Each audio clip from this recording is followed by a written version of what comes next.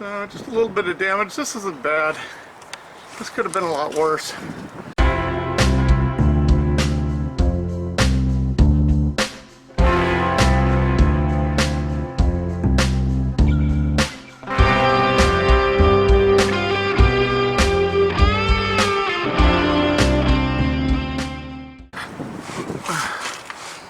That's probably easily repairable.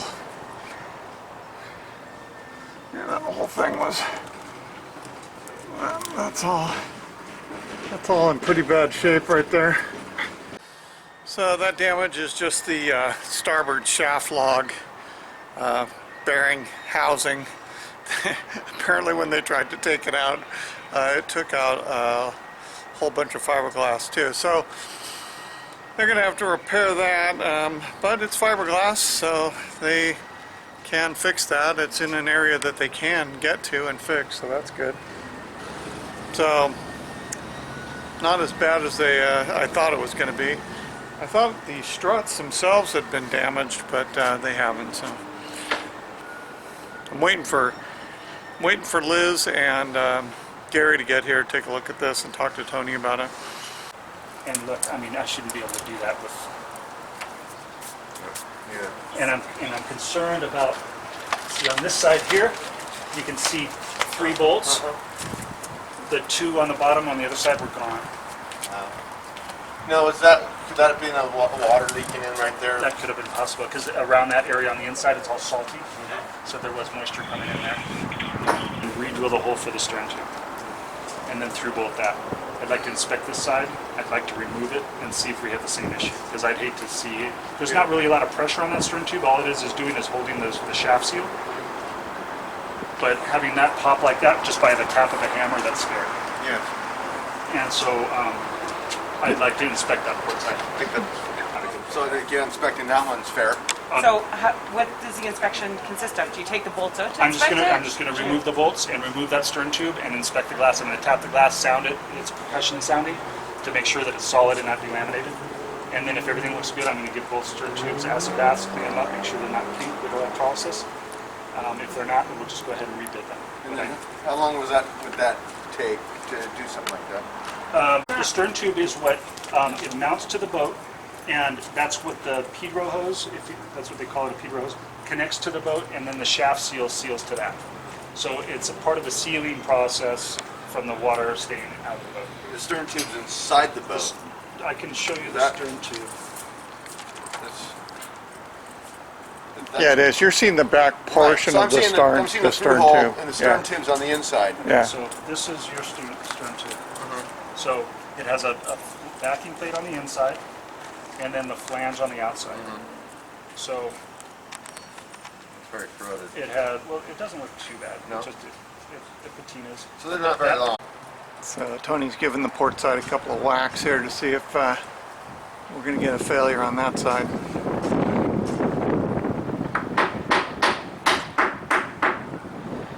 Were you inside pounding out on the starboard No, side? just on the outside. Really? Bolt in. Oh my gosh. And that's why it was surprising. So Yeah. I'm hitting it harder than he hit the bolt, and It sounds, this sounds okay. yeah, it does sounds more solid. So do we even want that inspected? Is this the inspection? Is it done? So I'm looking at these bolts. They're still gold colored, and that's not pink. If that was pink, I'd be concerned. Do we have your knife on you? Thank you for taking us through all this. Yeah. No problem. Yeah.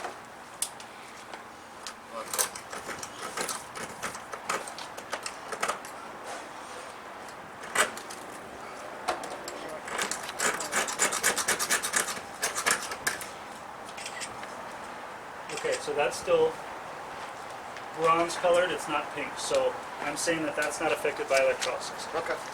So what could have been happening is at some point in the boat's life, it had a neighbor on the starboard side that had some faulty wiring that caused electrolysis. And that's what's weird about electrolysis. It can travel to one corner boat and nowhere else. Wow. Okay. So what's your recommendation for the port side? Nothing new. Okay. So we're going to refiberglass this? Refiberglass that, rebore it, and install the stern tube with new bolts, and then get the shafts in place. Right. Right, and I understand that you can't estimate perfectly the amount of time that'll take, but we think it's a boat. I'm going to say a full day to glass that up. Cure time, a couple hours. We can charge for cure time. You saw an expression in my eyes. Yeah. You can't see my nose. Expression. Like watching paint dry? That's gonna cost you. Charge for that. Yeah. That'll cost you. I'm not much of a I saw your eyes just light up. So it's Monday morning, and looks like KOKOMO is about ready to get in the water here next couple of days. So I came down here to check out all the work that's been done on her. So let's take a look. Well, first of all, you can see they got the new zincs on there. New tab zincs, new rudder zincs. And down here, the rudders are back in, and the brand new shafts are in, which is awesome.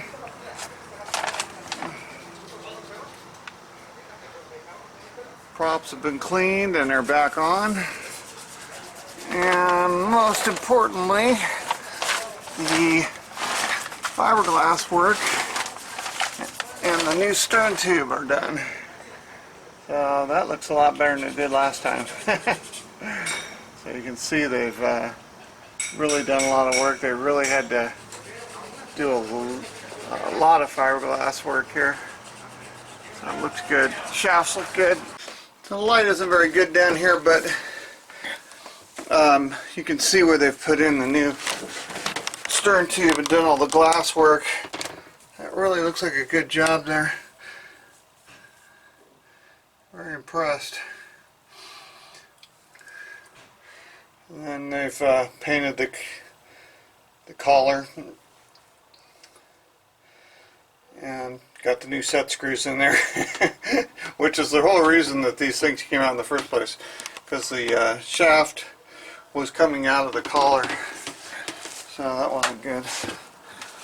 And on this side, port side, same thing.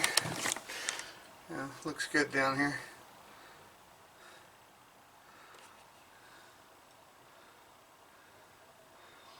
Yep, nice job. These are some of the stainless steel through holes that were put on by the group before. Got one here and one over here.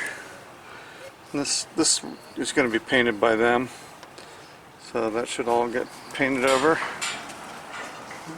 Got a little chip right there, chip in the gel coat. Could probably do that. They put this one in.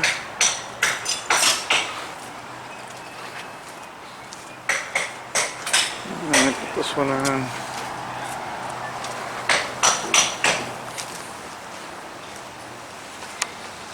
And I did this one. Okay, so that's going to do it. KOKOMO's ready to go in the water. I'm sure she's going to go back in the water this week. Hopefully they'll get on board when that happens. So, looking forward to that. Well, it's about 7:30 in the morning, and we are back on KOKOMO. She is in the water.